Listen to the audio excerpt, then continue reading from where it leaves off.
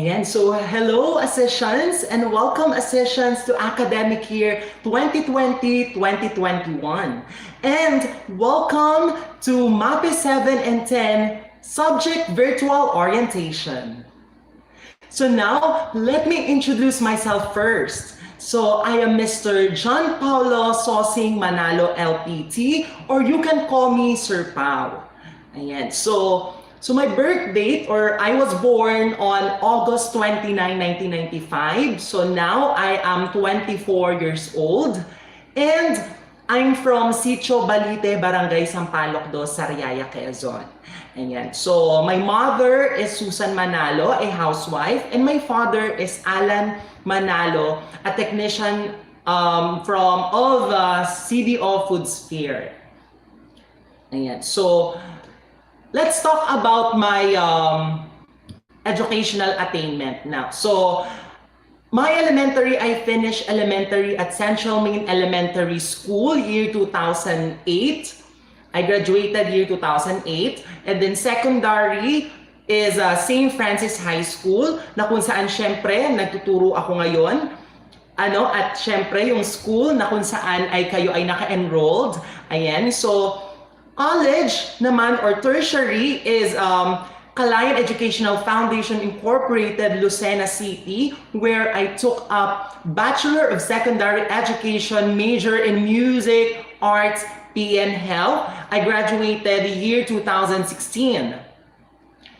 Also, I am a national certificate passer, which I took up Cookery NC2, year 2016 at BUS College Incorporated, Lucena City. And then I'm also a passer of a licensure examination for professional teachers given March 2017 at Southern Luzon State University, Lucena City. I'm also a junior high school faculty member of St. Francis High School. And my advisory class is grade 7 St. Bonaventure. And then my teaching loads are music and PE 10 and music arts PN health grade 7. So my contact details, kung titingnan nyo po doon sa aking ginawang modules na nasa inyo, meron po akong contact number doon. Meron din po ako doon Facebook account and messenger. So you can contact me in case na meron kayong inquiries or questions about sa subject. And at the same time, sa advisory matters and etc. So my contact number is 0938-067-1941. So that's talk and text. So kung may tanong kayo or clarifications about the subject, you can text me and then after that, tatawagan ko kayo for clarification. So Messenger, meron din ako, madali din akong ma-reach sa Messenger. So Facebook, my name there is Pau Pau Manalo. So yung Pau Pau is my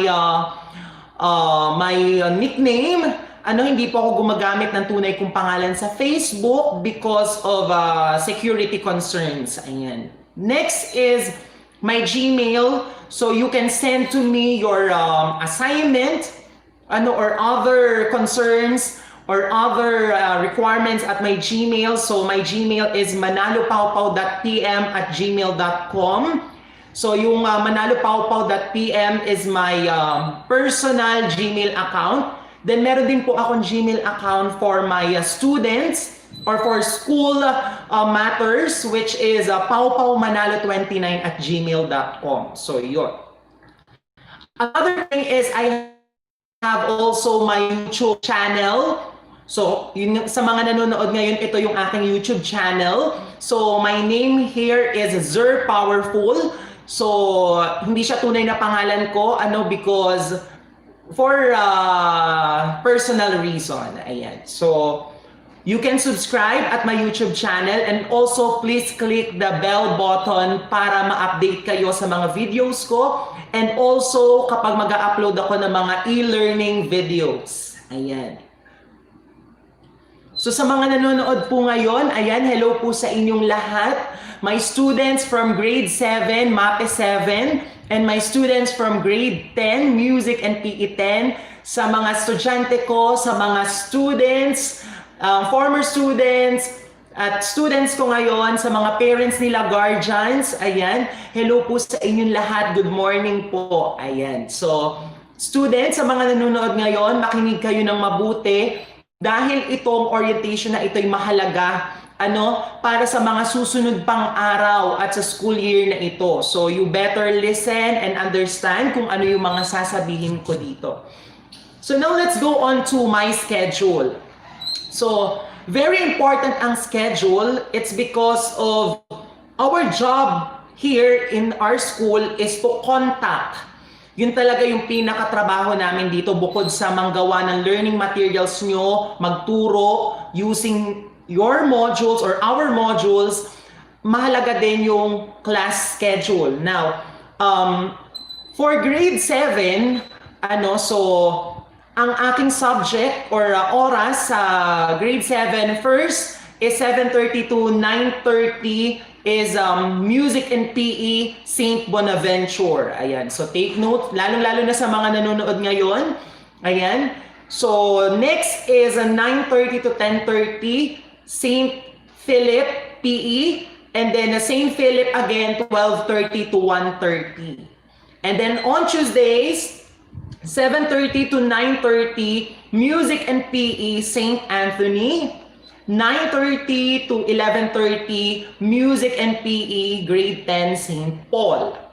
So if there are corrections about the schedule, you can PM me via Messenger for clarification or for correction. 1:30 to 3:30 Music and Arts Grade 7 St. Therese. Then Wednesday, 7:30 to 9:30 Arts and Health Grade 7 St. Bonaventure. And then 9:30 to 11:30 Music and PE Grade 10 St. James. Thursday, 7:30 to 9:30 Arts and Health Grade 7 St. Anthony. 10:30 to 1:30 Music and Health, Music, 10:30 to 11:30, St. Augustine, grade 10. Then 1:30 to 3:30 P.M. Health, grade 7, St. Therese. Friday, 7:30 to 9:30, Music and Arts, grade 7, San Pedro, Calungsod. And then 10:30 to 11:30, PE, grade 10, St. Augustine. 12:30 to 1:30, 12:30 to 2:30 p.m. Health and PE San Pedro Calungsod, grade 7. And then 2:30 to 3:30 Homeroom, grade 7, St. Bonaventure, which is my advisory class. So please take note of your schedule.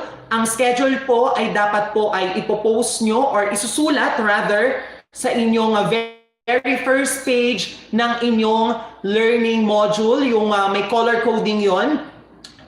Most especially sa grade 7, and as far as I remember, it's color light blue. So doon yung isusulat yung schedule nyo, schedule ng klase nyo within the week.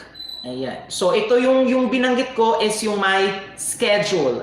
In case na iko-contact nyo ako regarding the subject, clarification, and inquiries.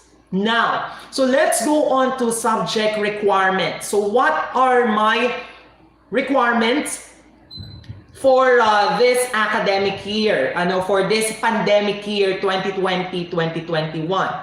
First is module. So students that are watching right now, can you please refer to your handout or learning module?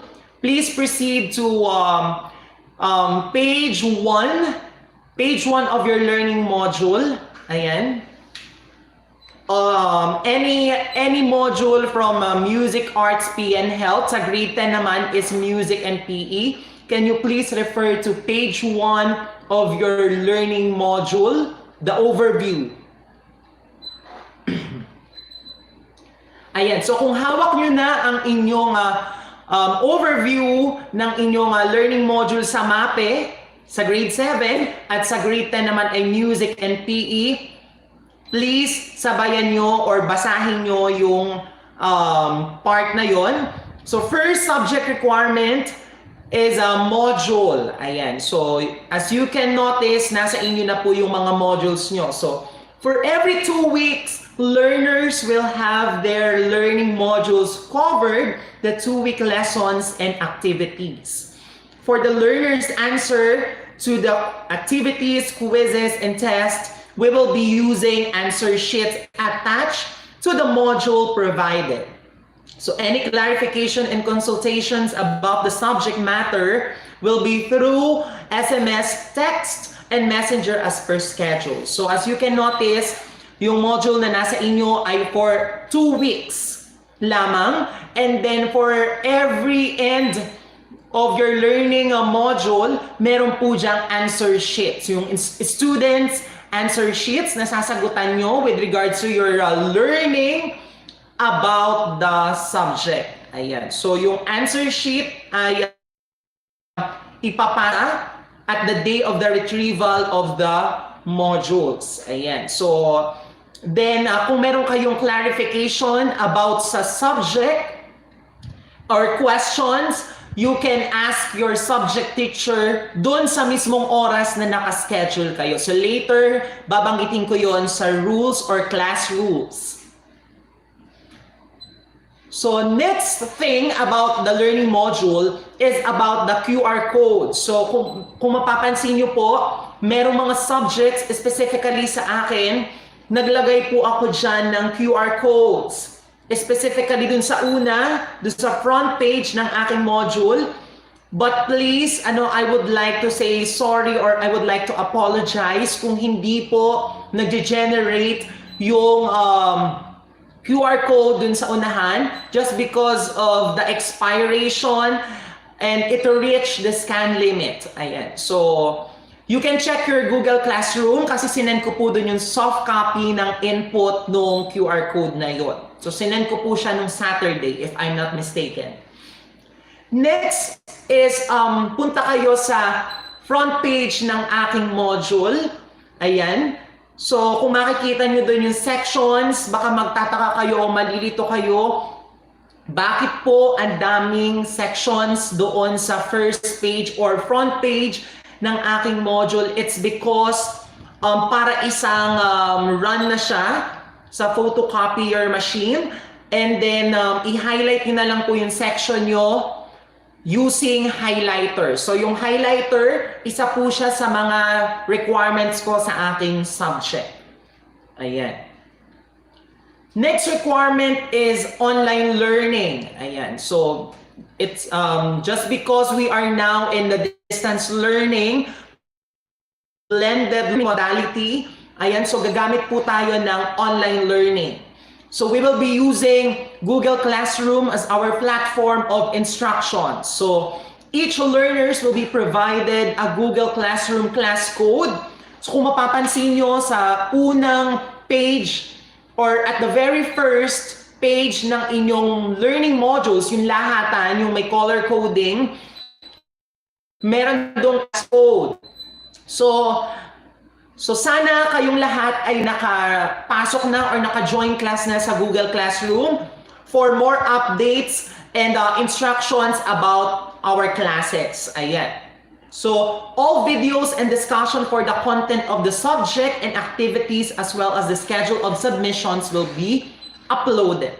So yung modules nyo, there is a tendency na mapa-upload yun doon.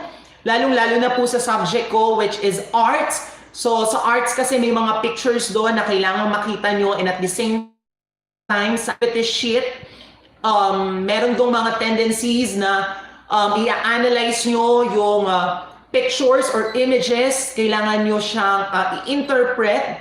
So, kasi yung printed modules nyo ay grayscale, ano ang itsura niya. So, kung gusto nyo ng colored or high definition color, punta kayo sa Google Classroom. So, nandun yung mga modules.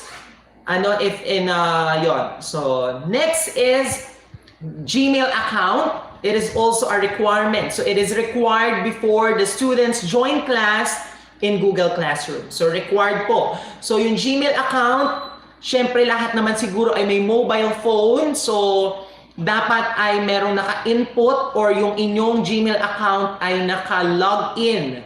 Kasi doon nagsisync yung mga files ninyo. So syempre sa ating online class, it is required to have a Gmail account. So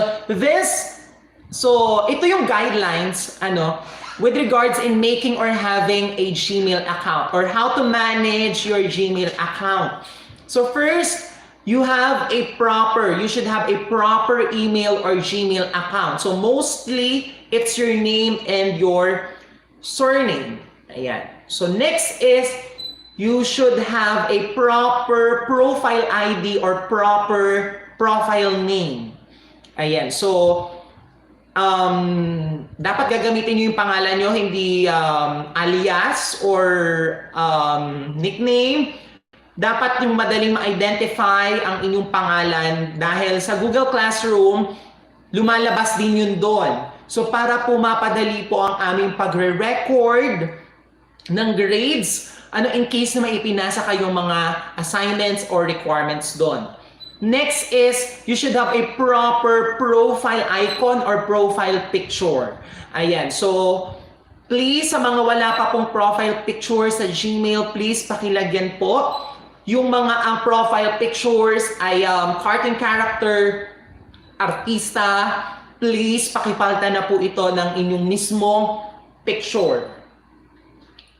Next is Google Classroom application.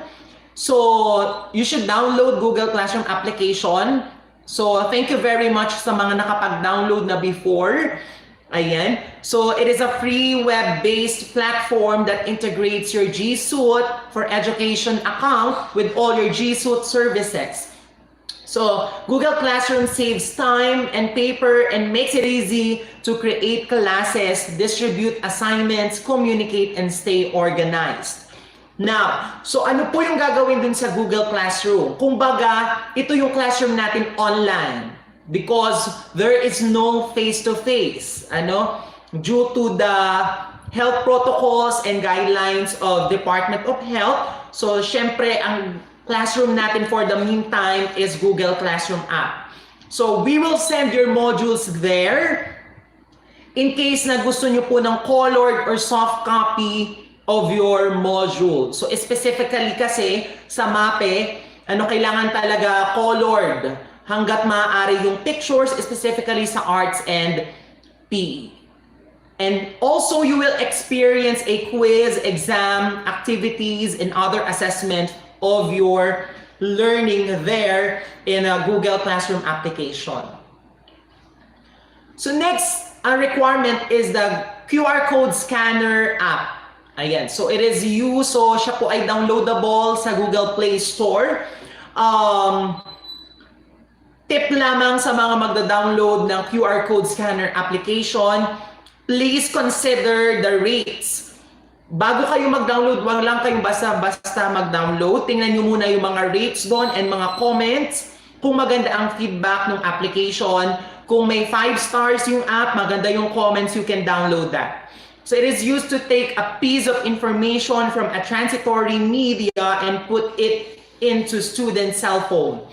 So let's say for example, there is a part of the module na sinasabi na push up. What is push up? What are the benefits of push up? How to demonstrate push up. So meron dong QR code. Let's say for example, nandun sa ilalim ng definition ng push up. You can scan that QR code and then i-direct ka na po niya sa YouTube para mapanood mo kung paano mag-push up. So same goes with the images, PDF, SMS, websites, and more. I-direct ka po ng QR code scanner application. So basta yung ang i-scan nyo dun sa QR code scanner application ay QR codes na nasa inyong modules. Next requirement is YouTube app. Ayan. So YouTube app, it is used to watch videos online for entertainment, lifestyle, and learning. So, lalo-lalo na ngayon in this pandemic year, kinakailangan natin matuto, and using YouTube app, napakarami pong e-learning videos na mapapanood doon. So, mostly kasi sa aming modules, naglagay kami ng links, YouTube links na pwede niyong mapanood for additional information. I repeat, additional information. Dahil po ang nakalagay po sa modules ay kung paano po kami magturo.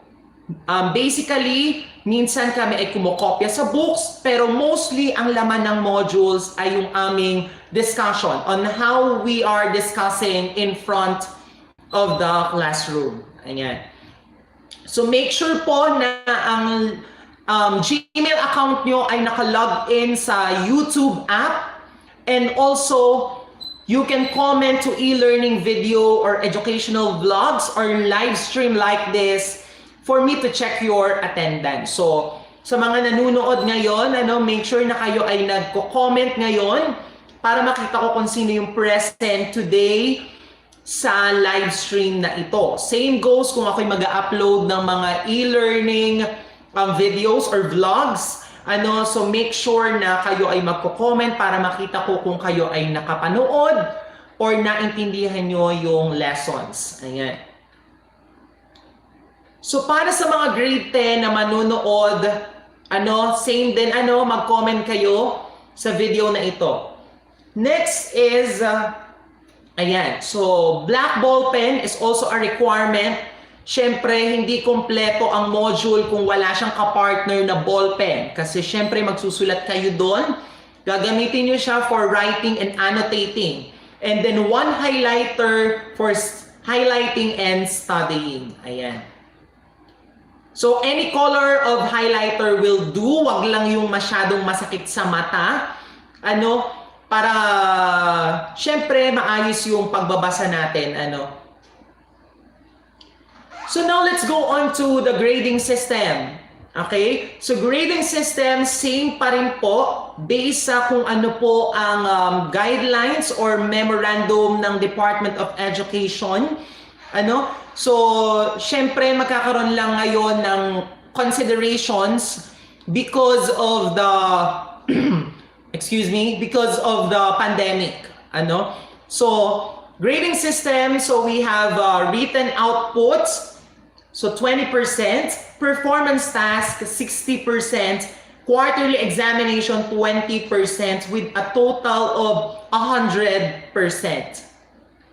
So let me discuss to you one by one the components. First one is the written outputs, 20%. So yung written outputs ay merong quizzes and exercises na na ibibigay sa inyo online or offline. Next is a module test.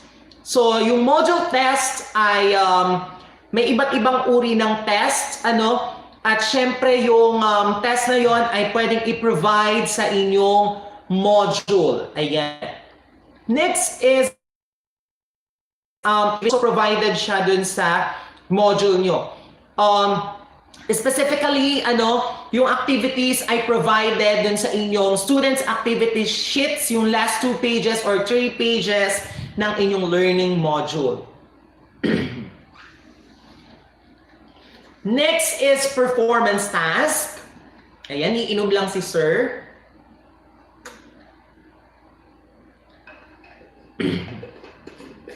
So performance task, ayan, so 60% ang performance task. So para po sa may mga hawak ng modules ngayon, nagkaroon lang po ako ng typographical error, nakalagay dun ay 20%. So please paki-correct po nun, pakibago po 60%. So performance task is kinabibilangan ng attendance. So paano ko po malalaman yung attendance? So it will be based on learners' timely submission of activities and assignments performed, availability in scheduled recitation, demonstrated knowledge and skills with the concepts that they've learned. Another thing, kapag po ako ay nag-announce sa Google Classroom, make it sure naman na kayo ay magre-reply or magko-comment doon sa published post para makita namin kung kayo ba ay nagbasa or naintindihan nyo yung published post ng inyong subject teacher. Next is recitations. So recitation, learners should be available and ready to his her schedule for a graded recitation, may it be online or offline. Ayan. So it depends din sa subject teacher kung siya ay mag-hold or mag-held ng recitation.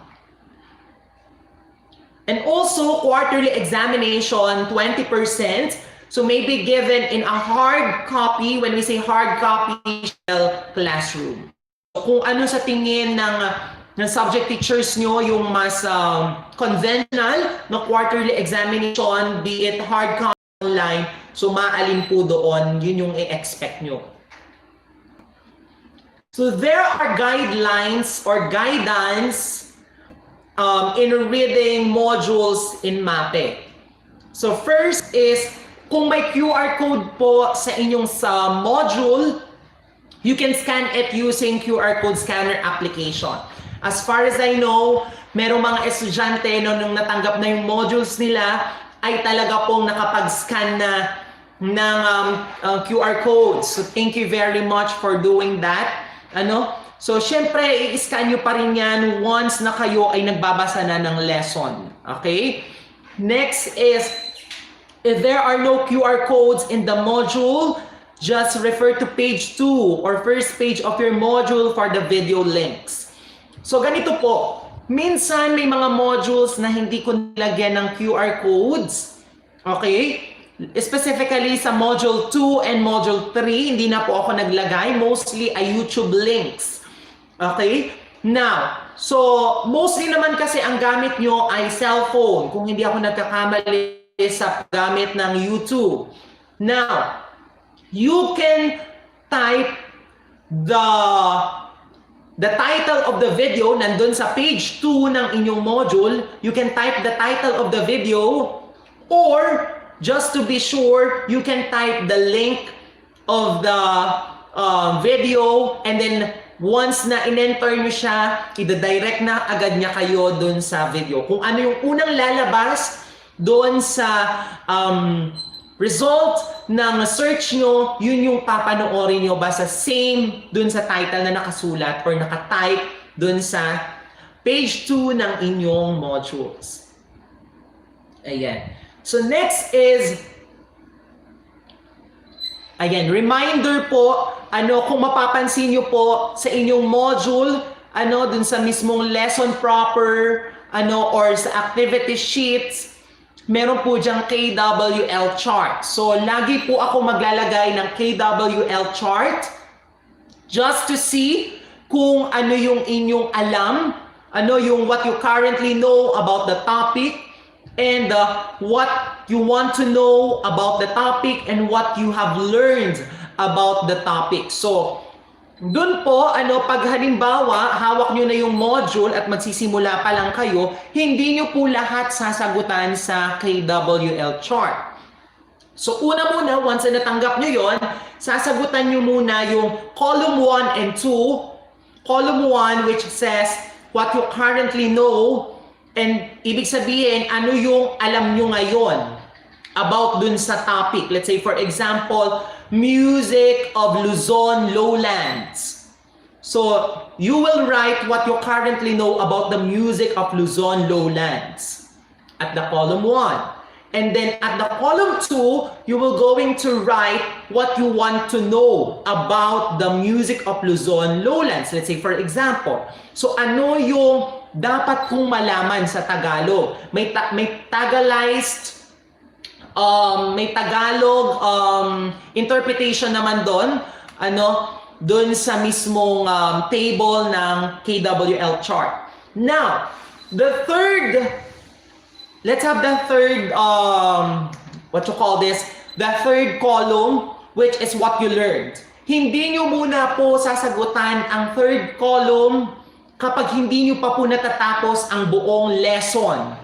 I repeat, hindi nyo po muna susulatan yung what you learned or column 3 ng KWL chart pag hindi pa po kayo tapos magbasa ng inyong learning module, yung buong lessons na nandun. Kasi po, syempre, what you learned sa Tagalog, ano ang aking natutunan? Ano ang iyong natutunan? So, syempre, hindi ka maglalagay doon kapag nagsasagot ka pa lang ng module. So, dapat, or nagbabasa ka pa lang. So, dapat yun ay after reading the whole module. Next. So, let's have the class rules. Okay? So, please listen to the class rules. So, please follow our time or schedule in reading or studying your modules. Let's say, for example, your schedule time is 7:30 to 8:30. Ang schedule nyo ay music. So kung ano yung schedule nyo sa oras na yon, yun yung module na dadamputin nyo. Let's say, for example, 8:30 to 9:30, your next subject is arts. So ang dadamputin nyo lang module ay arts. Yun lang yung pag-aaralan nyo. Ano? So let's say, for example, Tuesday, ang inyong subject ay mathematics. 1:30 to 2:30. So yun lang yung dadamputin nyo. Basta see to it na alam nyo ang inyong class schedule, and please pakisulat po ito sa front page, overall front page ng inyong module. Yung color coding po. Color-coded na papel. Okay? So, basta kung ano yung subject nyo sa bawat oras, yun lang po yung dadamputin yung module. Okay? Now, you are allowed to contact your subject teacher during the time or schedule, okay, of his subject. Okay? So, uulitin ko sa Tagalog. Pwede lang po kayong kumontak sa subject teacher nyo during the time or schedule ng kanyang subject. Let's say, for example, 7:30 to 8:30, your subject is music. Music 7, ako ang teacher doon. Sa akin lang kayo pwedeng mag-contact or kukontak kayo sa akin sa oras ng subject ko. Now, let's say, for example, 7:30 to 8:30, music. Pero ang hawak nyo ay math. Mali yun. Hindi po pwede yun. So, dapat sa mismong oras ng subject natin, ang hawak nyong module ay yung mismong subject.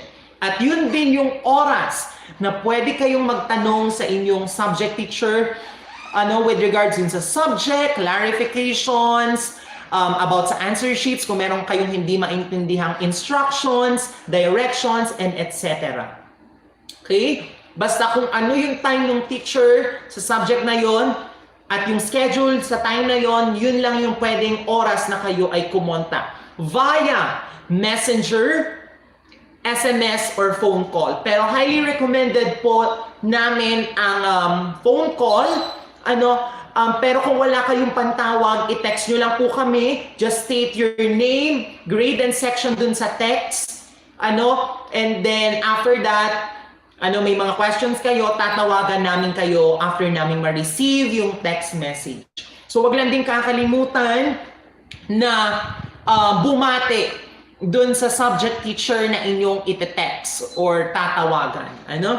So, again lilinawin ko, bawal kumontak sa teacher kapag hindi time or schedule nila sa inyo. Okay? Next. So, phone calls, Gmail, and Messenger are the means of communication. So, nasabi ko na to kanina. Next, always check your Google Classroom or Messenger for important announcements and reminders about the subject. So, sa panahon ngayon na tayo ay hindi magkakasama sa classroom, it is vital and required to always online, to always keep in touch with your advisor or subject teacher. So dapat lagi kayong online, dapat lagi kayong nag-check ng Google Classroom or Messenger para sa mga importanteng announcements. And also, please, Sa mga reminders, excuse me, sa mga reminders ng inyong mga subject teachers or advisors, pakibasa naman po ng mabuti yung chat or announcement. Kasi may mga ibang students na ipinaliwanag mo na lahat, in-announce mo na lahat, detail by detail. Meron pa rin iba na after that announcement ay magchat-chat pa or magtatawag pa kung ano yung ganon-ganon. Nandun naman nasa mismong announcement. So please, magbasa na mabuti sa mga announcement ng teachers. Pero maiintindihan naman namin kung may tanong pa kayo with regards sa clarification, verification about your concerns. Next is performance task. Ayan. So, paano po kayo magpo-performance task? Let's say, for example, sa PE, ang topic halimbawa ay dance. Let's say, for example, Philippine folk dance, the fundamentals of folk dance or Philippine folk dance, yung fundamentals of hand and foot or arms and foot. So, paano namin madidistinguish or maa-assess ang inyong learning? Or performance task. So, magpapasa po kayo ng video or photo demonstration or recordings sa Google Classroom. So, merong iba po na ang gusto ay Facebook, pero ang official po nating way of learning online is Google Classroom. Ayan. So, I don't know kung pwede doon magpasa ng recordings, pero I'll update you in case na kailangan ko ng recordings nyo para ma-test ko yung or ma-assess ko yung inyong pagkanta. Let's say for example sa music, there are topics na nire-require ang vocal music. So para ma-check ko or ma-assess ko ang inyong performance task sa pamamagitan ng pagkanta. So yung recordings ay pag-uusapan pa to be announced kung saan ipapasa. So next is the duty of your subject teacher. Please be reminded about this. So the duty of your subject teacher is from 7:30 to 5. Excuse me, 7:30 to 5 p.m. So please take note of that. Ang duty ng inyong subject teacher ay 7:30 to 5 p.m. So dapat po talaga siya ay 3. Kasi ang klase nyo ata as far as I know, as far as I remember, is until 3:30 p.m. Pero kami po, ang duty namin sa inyo ay hanggang 5:30. So yung from 3:35, sa akin yon, duty ko pa rin yun sa inyo. In case na may questions kayo about sa subject, may nalimutan kayong itanong sa mismong oras ng time natin, na nakascheduled. So yun, 7:30 to 5 p.m. po yung duty ng inyong subject teacher. Pag nakalampas na po ng 5 p.m. sa akin, hindi na po kayo pwedeng kumontak. Otherwise, ako ay mag-chat sa Google Classroom lampas ng 5 p.m. Messenger, Facebook group, mag-chat ako doon or mag-a-announce ako doon. Pwede kayong mag-comment. Kung may questions, sasagutin ko kayo. Basta doon din sa mismo online platform, online learning platforms na nabanggit. Naiintindihan? Ayan. So, panood lang ng video na ito or live streaming na ito. Hello po sa Mapeh 7 and Mapeh 10. Hello po sa inyong lahat. Good day. Lalo na kung may mga parents po o guardians na nanonood. Hello po. Ayan. Thank you for choosing St. Francis High School. Ayan. So, let's proceed to another bullet of class rules. So, please be reminded that during weekend, you are allowed to contact me from 9 p.m. to 4 p.m. Okay? So 9 p.m. to 4 p.m. Specifically, Saturday lang po. You are allowed to contact me every Saturday.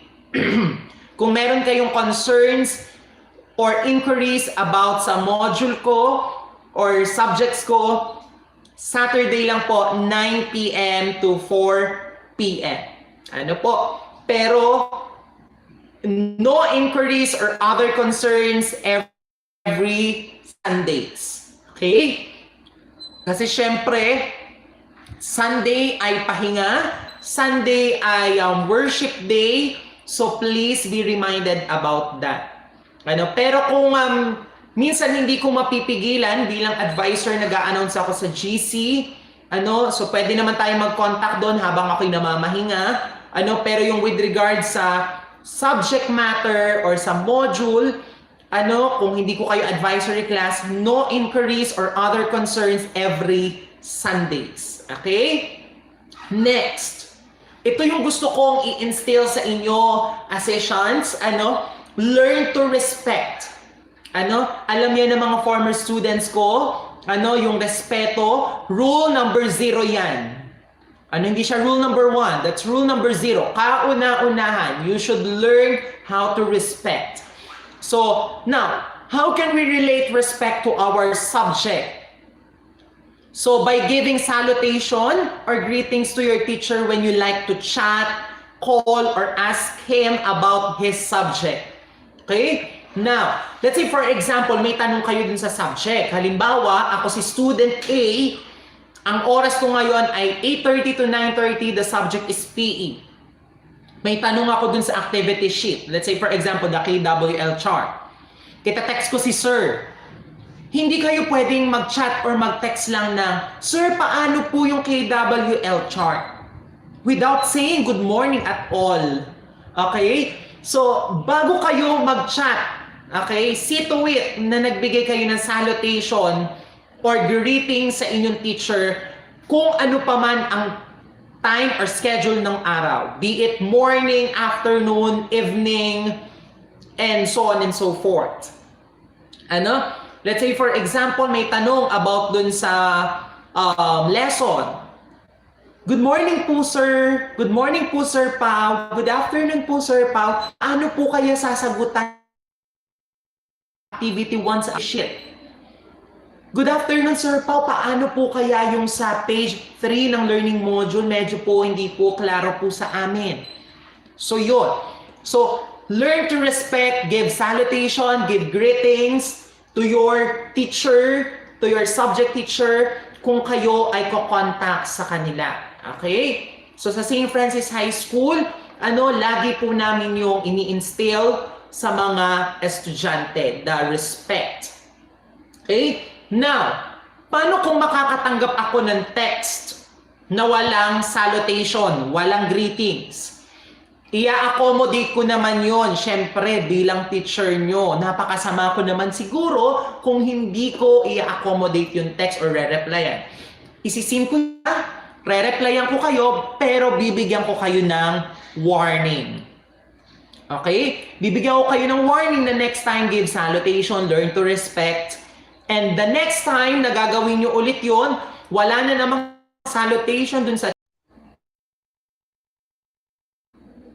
Ayun sinasabihan ko na kayo, yung iba nag-chat or nagte-text, basta tanong na lang agad, bungad agad, tanong. So parang boss ko ata kayo. So hindi po ganon. Hindi po ganon ang tamang pakikipag-communicate, lalong-lalo na sa nakakatanda, specifically sa inyong teacher. Okay? Ayan. So, approachable naman po ako sa mga estudyante. Pero syempre, may limits po.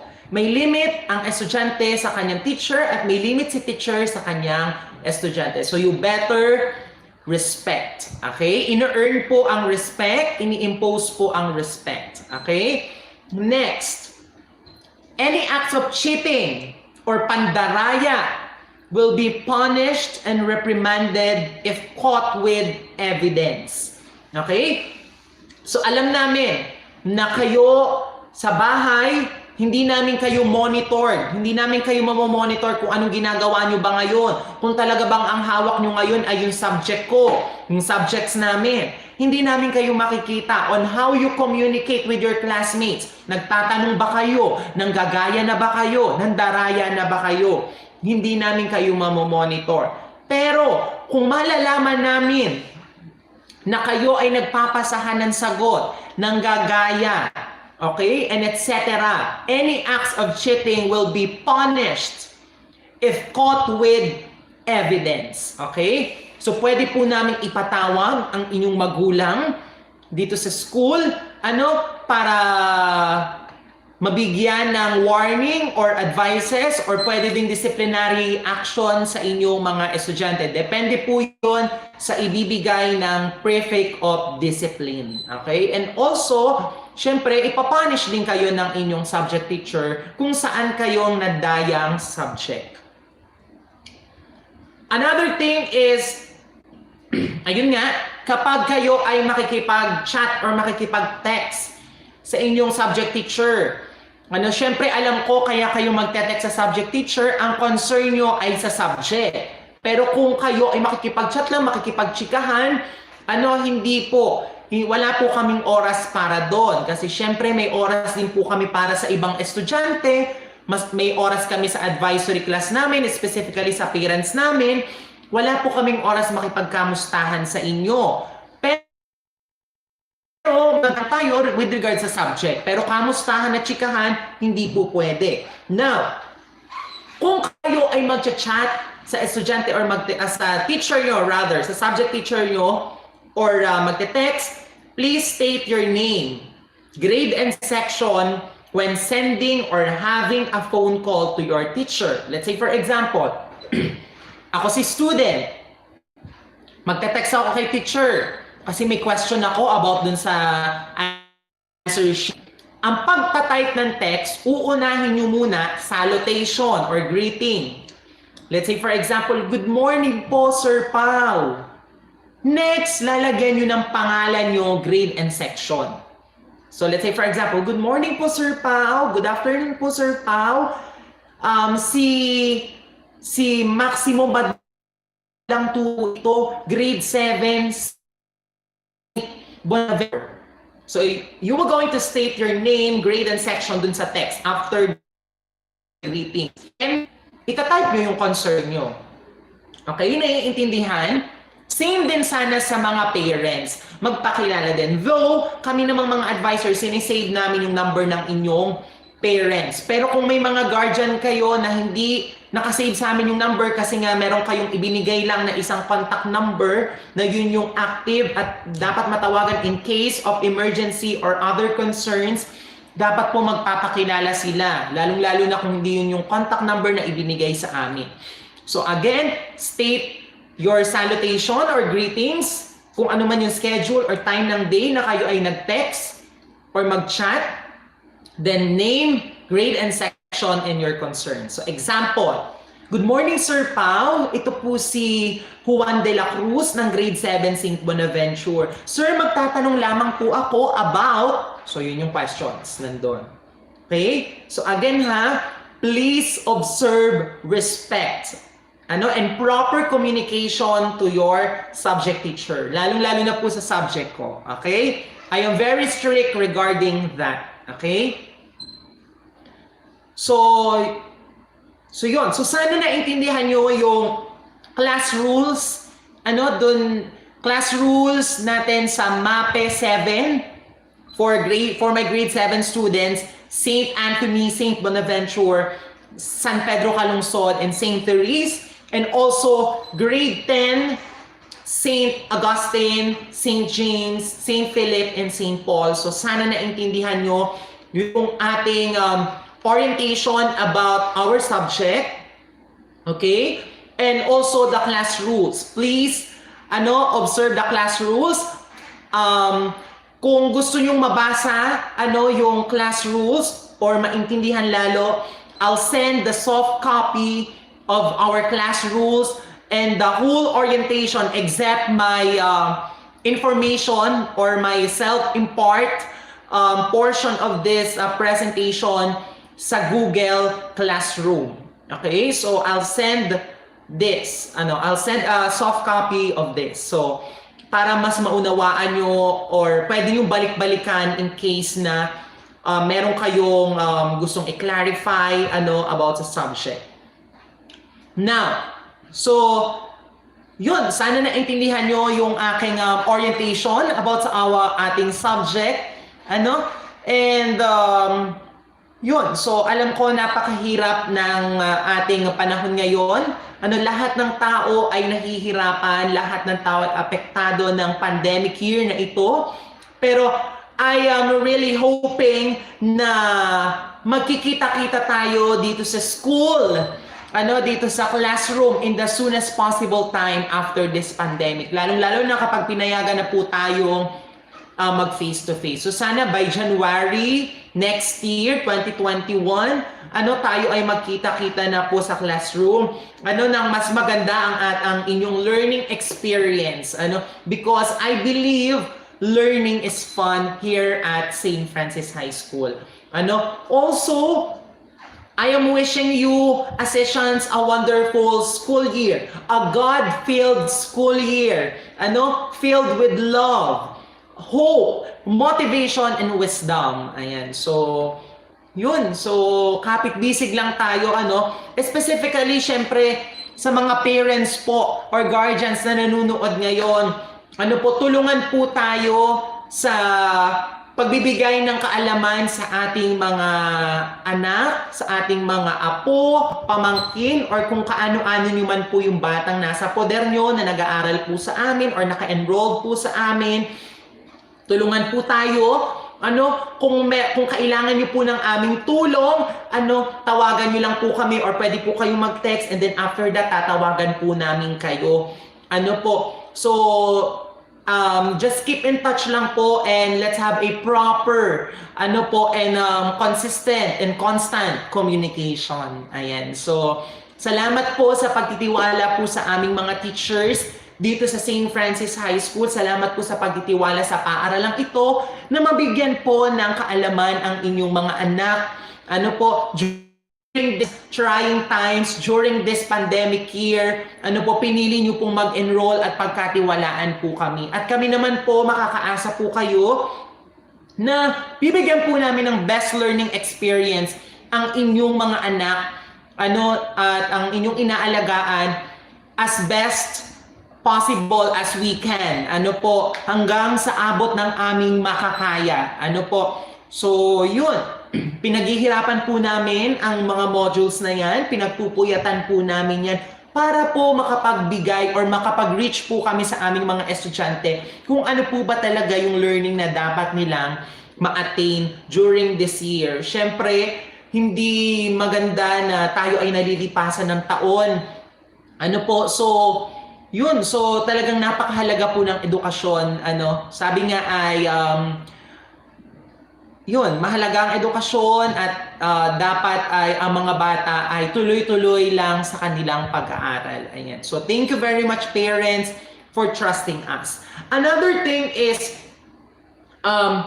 wish ko lang na sana mag-ingat kayo palagi, lalong-lalo na sa mga estudyante natin. Ingat kayo palagi, stay at home, at yun, sa mga magulang natin kapag lalabas, wear your face mask, face shield. Ingat po kayo. Syempre alam ko pag lalabas po kayo, prone tayo sa sakit sa labas. So pagbalik natin ng bahay, learn how to sanitize, as a health teacher. So isa yan sa aking mga nire-remind sa mga estudyante, yung kalinisan sa katawan, So another is yun, mag-ingat po tayo, and may God continue to bless us all. So yun, so let me conclude this virtual orientation or subject virtual orientation for Mapeh 7 and Mapeh 10. So this has been Sir Pao Manalo, your subject teacher in Mapeh 7 and Mapeh 10 for academic year or pandemic year 2020-2021. Let's keep in touch, and don't forget to subscribe on my YouTube channel for more lessons and videos. Thank you very much. Thank you for giving your most precious time and effort. Goodbye, class!